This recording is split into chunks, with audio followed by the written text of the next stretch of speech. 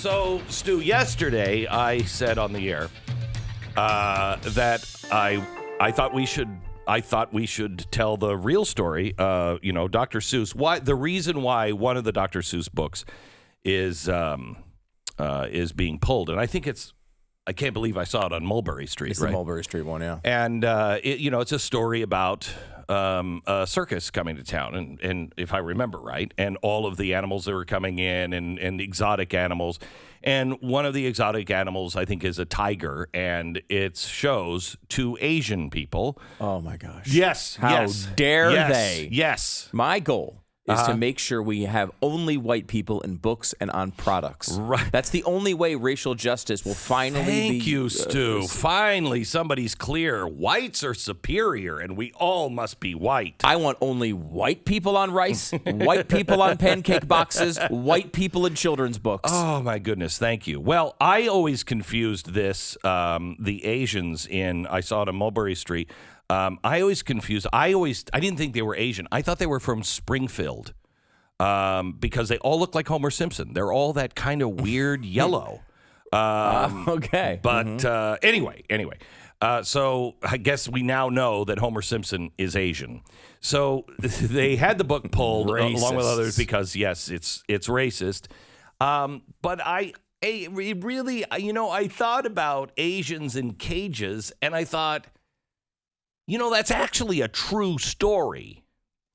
But it wasn't really us that put Asians in cages. It wasn't people who believed in the Constitution. It's the same people today that are telling us what to say, what's offensive and what's not. Nobody has ever been offended by nobody. Nobody is in therapy in the entire world after millions and millions and millions of Dr. Seuss books have been purchased and read in libraries, in schools, and in children's rooms every day for decades.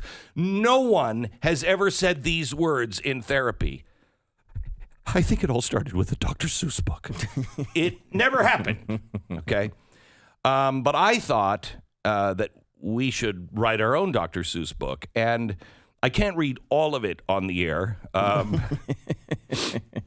but we will post all of it at glennbeck.com. In fact, you know what we should do is we should do all of it at the beginning of the Friday special for Blaze subscribers. So we're going to read the whole thing today on Blaze TV, and then we'll post it all for you. But just because we have such little time today, I'm going to give you just the edited version of Asians in Cages by the Glenn Beck program.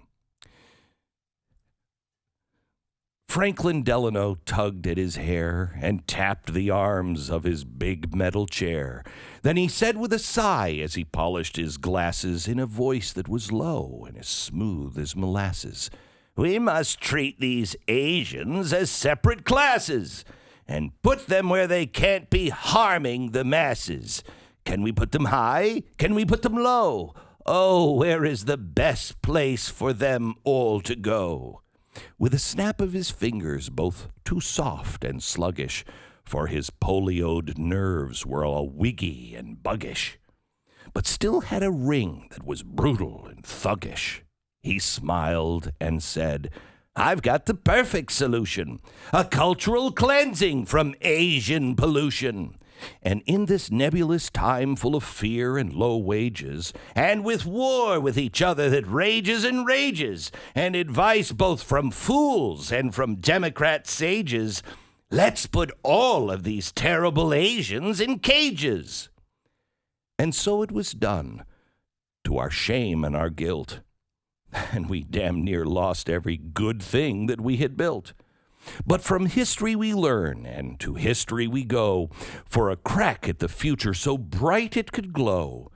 And no matter how leftism strikes and enrages us all in battle of wits that enrages, we still have one thing we can say through the ages. It sure the hell wasn't us that put Asians in cages.